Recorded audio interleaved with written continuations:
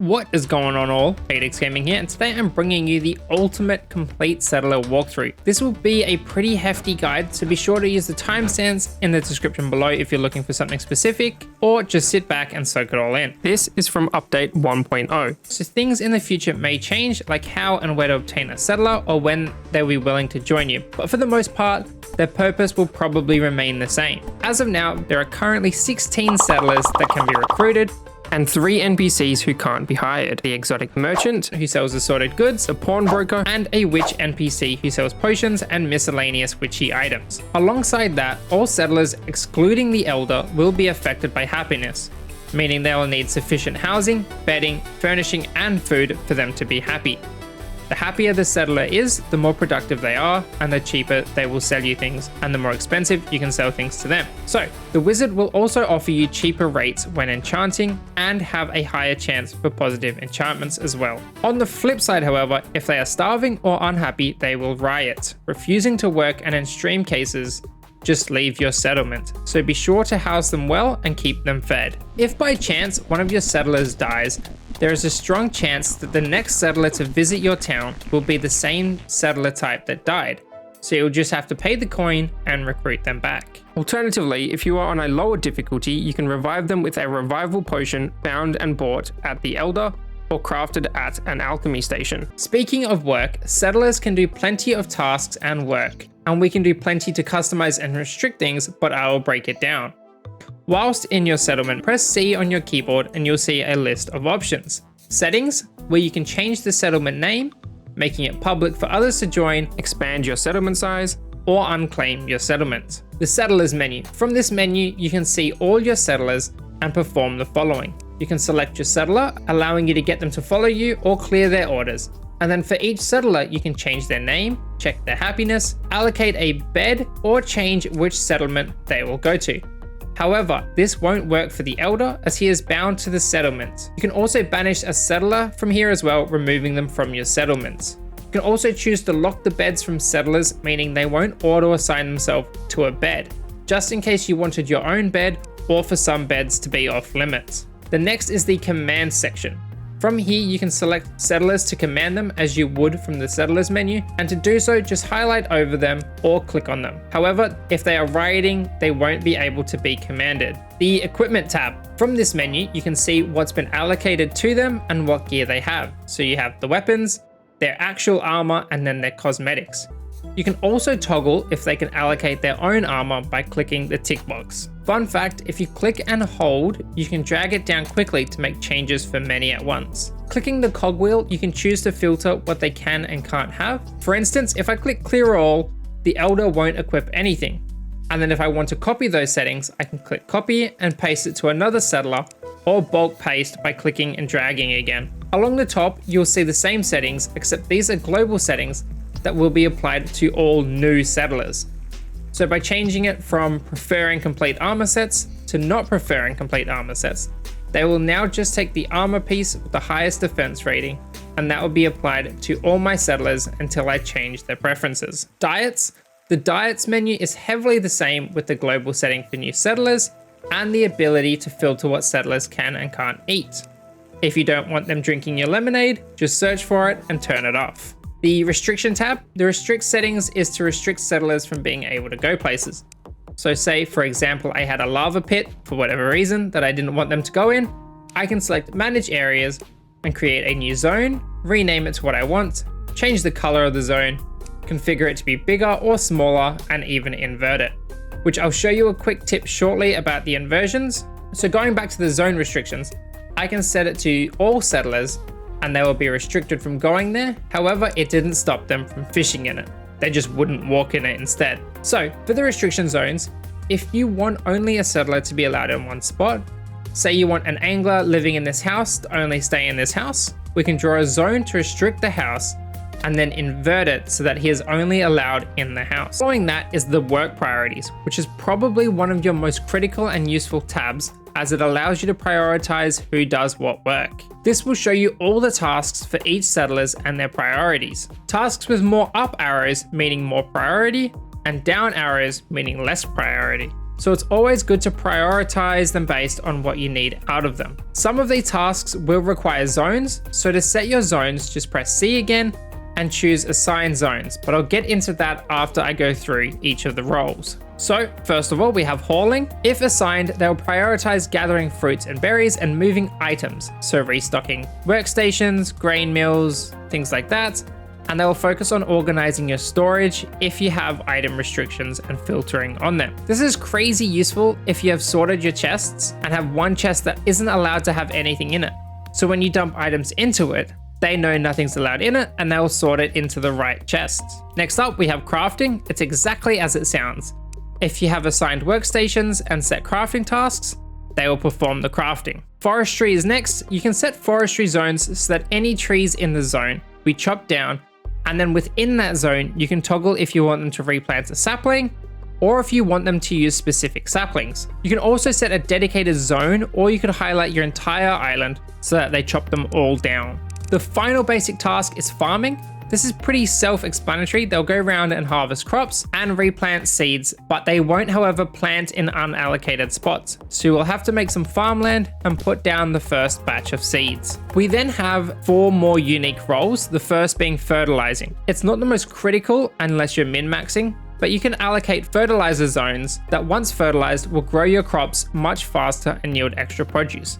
The only settler that is capable of doing this at the moment is the farmer. Next up, we have husbandry. Only the animal keeper can do husbandry. And what this allows you to do is allocate zones and set slaughter rates to ensure you don't overpopulate your animal pens. And the animal keeper will also milk the cows and shear the sheep. Next up is probably my most important to me. It is the fishing. Fishing can only be done by an angler. They will go fishing, catching fish, which is a great early game food for your settlement, so you'll definitely want to prioritize them to do more fishing. And then finally, we have hunting, and only the hunter can do the hunting, so it's best to prioritize him into hunting. And what he will do is go around the island and hunt little critters for basic meats, things like birds, rabbits, frogs, and so on. I, however, enjoy the critters running around, so I have set mine to not hunt anything. Some settlers also have extra functionality, which you can pay them to do, but I'll go over that into more details when I get to them. So then finally, the last tab is the assign work tab, but you've seen most of this already from assigning your zones. However, you can assign workstations this way by clicking assign storage or workstation and clicking on what you want to assign out. This means that the settlers now have access to use it. Alternatively, you can just go into the workstation or storage of your choice and click the greenhouse button, and that will do the same thing. So, how do I acquire settlers? Well, settlers can be hired a few ways. Number 1, if they visit your town, you can hire them and they'll only ask for gold coins. Number 2, if you find them on your adventures in caves or settlements, they will require coins and a secondary or even third item to hire them. And then finally, number 3, some will have certain unlock conditions that I will explain with each settler. So let's start off one by one and go through the settlers' unlock or hire requirements and their unique purpose and what tasks they can perform. Starting off is the Elder. The Elder is the settler available by default at the start of the game. The player will spawn near his house if the corresponding option is selected when creating the world. However, if you've lost your starting island, a new Elder will always spawn upon starting a new settlement, or if he is to die due to raiders, he will respawn later. His unique purpose is to give you quests to help push you through the main progression of the game in the most efficient way. So his first quest will be to defeat the Evil's Protector in the forest biome, then the Queen Spider in the snow biome, then the Void Wizard in the dungeon, and so on. For each quest you complete, you will obtain a unique reward from the Elder, ranging from building tools, pouches, mounts, and a few other quality of life items. If for some reason you lose a quest reward, you can ask to see what he sells and he will resell the rewards to you at a price. The Settler is the only NPC to join your settlement that is just happy to be there and can provide assistance. He doesn't need food or a bed to be happy, as I think he is just happy to be our guide throughout Necesse. But the only downside to this is that he won't perform any work around the settlement. No hauling, no farming, no forestry, no nothing. Just as a fun bonus fact, the Elder has a 10% chance to spawn with a special name of the Elders amongst the Reddit and Discord pages for those who continue to assist and contribute, such as myself, Hadex, Subject, Kamikaze, Varaya, and Fair himself, and probably others that have joined the team since. So let me know if you've ever come across my name in one of your playthroughs. So for the following few settlers, they all have no unlock or no requirements, meaning you can hire them the second you place down your settlement flag. The settlers with no requirements are the guard, the villager, the blacksmith, the hunter, the angler, the farmer, and technically the miner, but I'll get into the technicalities on that later. So for the guard can be hired from any settlement in the game and will often wander in and visit your settlement without any prerequisites. That means from the second you place your settlement flag down, you can track down and hire a guard. The guard isn't crazy unique, but it is in the sense that it has extra HP and deals extra damage compared to other settlers. This is nothing dramatic, but it just makes them stand out a little bit more and encourages you to station them at entryways to act as guards. On top of that, the guard can only perform the hauling tasks, making them a perfect settler to do your sorting, so be sure to prioritize it to the max. From here on out, every settler I mentioned can perform the following main tasks: hauling, crafting, forestry, and farming. So if you hear me refer to the 4 main tasks, just know that's what I'm referring to. The villager is next, and their unlock conditions and hire conditions are the same as the guard, meaning they can be hired from the beginning of your settlement, but the main difference is they have a normal amount of HP and damage, but can perform all 4 of the basic tasks, making them an ideal settler to assist the other settlers with. So you can just go ahead and prioritize them as you please. Following the villager, we have the blacksmith, who is similar to the villager again in the sense that they can do hauling, crafting, forestry, and farming. However, they will also sell an iron pickaxe, an iron fishing rod, and some cosmetics. However, he will purchase all kinds of ores, bars, and broken tools from you for some coins. There is no right or wrong way to prioritize the tasks for this type of settler, so just divvy them out as you see fit. Next up is the hunter, who is usually your first settler you hire. This is due to the fact that there is usually always one running around and wandering your island. When you ask to hire him, he will usually ask for 2 things: coins and a secondary item being wool or leather obtained from sheep or cows. The hunter, while starting with his own bow, is the only settler who can perform the hunting task. So not only can he do the 4 main tasks, but you can also get them to hunt, and because of that, it's usually best to prioritize the hunters to the hunting task. Combining a hunter with an angler means you'll be catching fish and gathering meat. Your settlement will have a steady supply of food. You could even go one further and automate the crafting to have someone cook the food for you too. But let me know if you'd be keen to see a settlement automation and efficiency guide. The hunter will also buy your excess wool and leather, and will sell an assortment of ranger items such as arrows, ice javelins if you've defeated the evil's protector, and also a magical quiver trinket that saves 75% of your arrows after you've defeated the ancient vulture. Coming up to my favorite and what I deem to be the most important is the angler, who can be hired with some gold and a secondary ingredient of special fish. Alongside the 4 main tasks, they can also perform the fishing task. This is important as fish can make for some pretty good food choices, but is also a nice passive food source when combined with the hunter. However, what sets the angler apart from the hunter is that you can pay the angler to go on fishing expeditions, at which you can tell them to collect special fish. These special fish are used to craft very powerful potions such as strength, resistance, and battle potions, which increase melee damage, armor, and overall damage, just to name a few. The angler will also buy those special fish back too, but it's best to use them for potions, and if desperate, the angler will sell some bait too. If you find yourself having some extra coin and plenty of food, then sending the angler out when you get a chance will allow you to continue to explore whilst they gather important crafting materials without you having to stop and collect them yourself. So to summarize, prioritize fishing and send them out on expeditions for special fish. The farmer. The farmer is an NPC I'd like to see get a small change, but alongside the 4 main tasks, they are also capable of performing the fertilizing task. Fertilizing to me isn't the most crucial task, and quite often I find myself not even needing to prioritize it, and instead will just prioritize farming.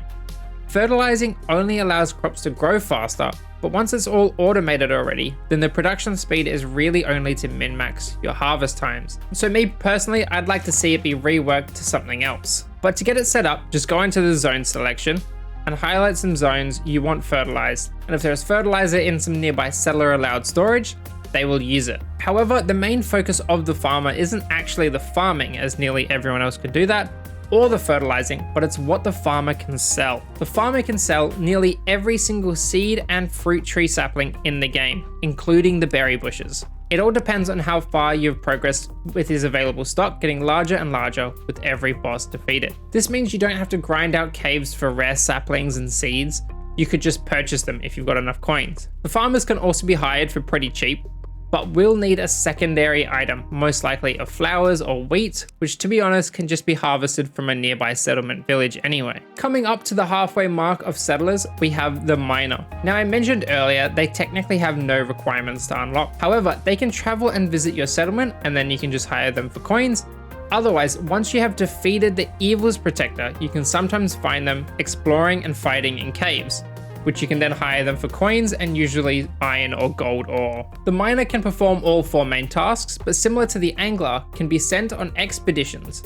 Except this time, you can specify the type of ore to go for, depending on how far you've progressed into the game. I'll have a little visual up now to show you how far you need to have progressed to search for which ore. However, more difficult and later into the game ore you are chasing will cost more gold per expedition. They also have a chance to return with secondary resources such as stones belonging to that cave type and gems. They can even be sent out to obtain life quartz right after defeating the pirate captain, allowing you to get enough to maximize your health early. Next up, we have the alchemist, who is identical to the villager, being able to do the main tasks, but with the additional bonus of being able to purchase potions from them. And they will also buy off certain flowers from you as well.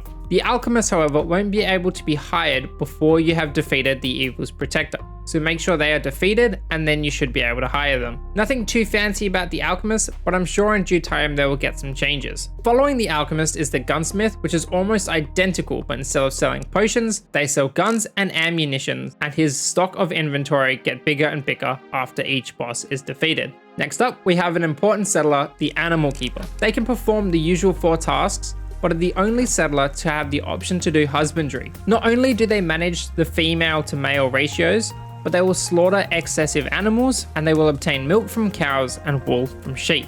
To set this up, just make sure you have set up some husbandry zones and configure them as needed. However, to hire one of these, you will need to have defeated the 3rd boss in the game, the Void Wizard. After the Void Wizard is defeated, you can hire them out from settlements or wait until one starts wandering to your settlement. After defeating the Void Wizard, it also opens up the option of hiring the Mage. The Mage can perform the 4 main tasks, but it's quite possibly also one of the most useful NPCs in the game. The Mage sells recall and travel scrolls, magic weapons and trinkets, but can also enchant your trinkets, armor, and weapons. I mentioned it earlier, but the happier the Mage is, the cheaper the enchantments are, and the more likely you'll get a good enchantment. Like most scenarios, the rarer the item or the later you obtain the item in the game, the more expensive it will be to enchant. These enchantments go from adding armor to resilience to damage or crit chance, and even some negative ones. However, you'll probably just re-roll those into positive ones. And then to hire the mage, they can be found in the Void Dungeon,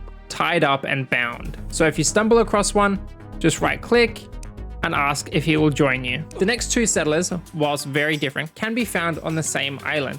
These are the stylist, held captive by the pirate captain, and the pirate captain himself. So after arriving on the pirate island, there will be a stylist tied up and held as damsel in distress, but by running over, talking to her, and asking her to join you, she will be hired to your settlement. But if she was found wandering an NPC village, then you'll need to prove yourself to her by having defeated the pirate captain before she will willingly join, and of course for a fee of coins. The stylist can perform the 4 main tasks, allowing the player to change their appearance and essentially change the character as if it was the start of the character creation menu.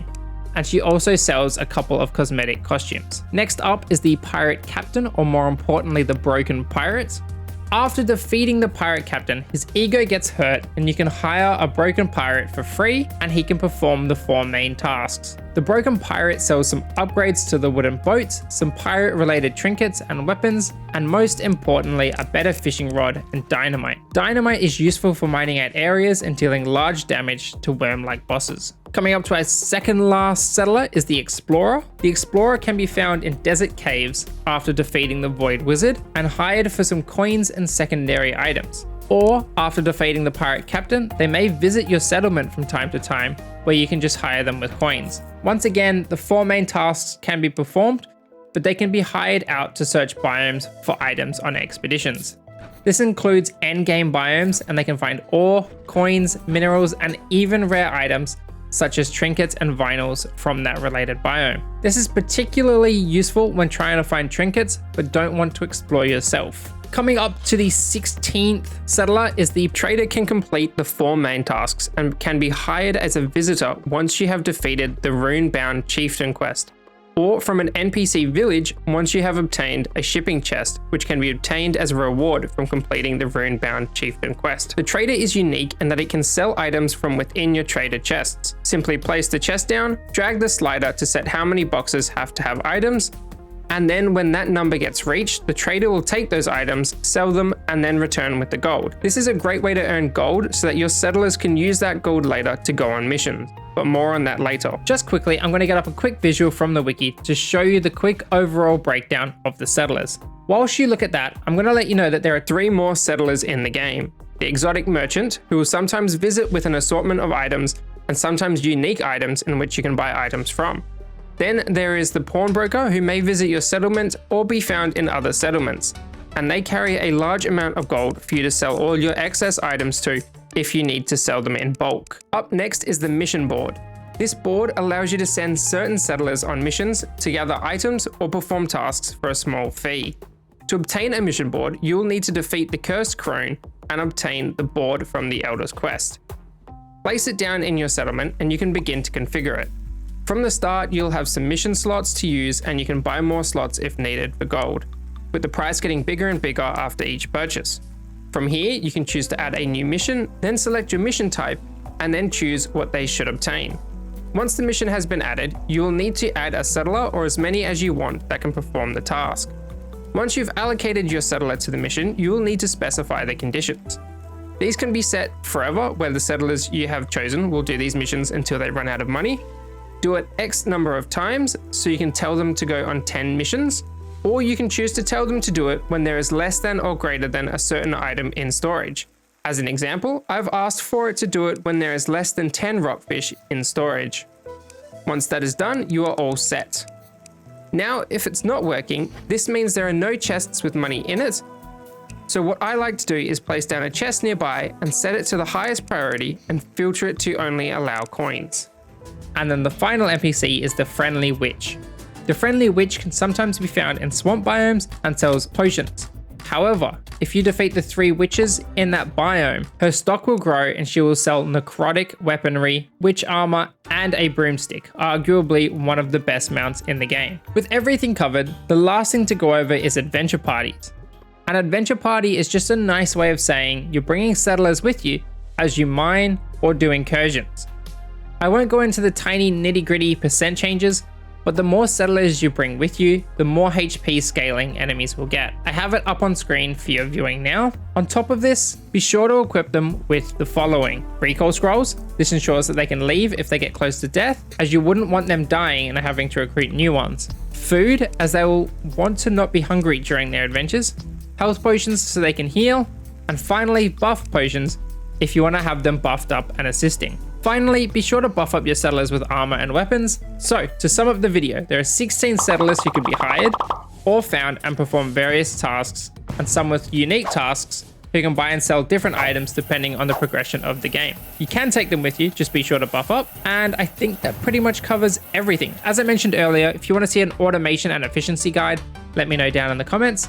And I hope this helps clarify everything. This was a long one, and if you stuck around to the end, be sure to like and subscribe, as it not only helps the channel, but it helps push my Necesse content to new audiences and helps promote this wonderful game. As always, have yourselves a happy time zone, so that means good morning, good afternoon, good night, wherever you may be, and I hope to see you next time.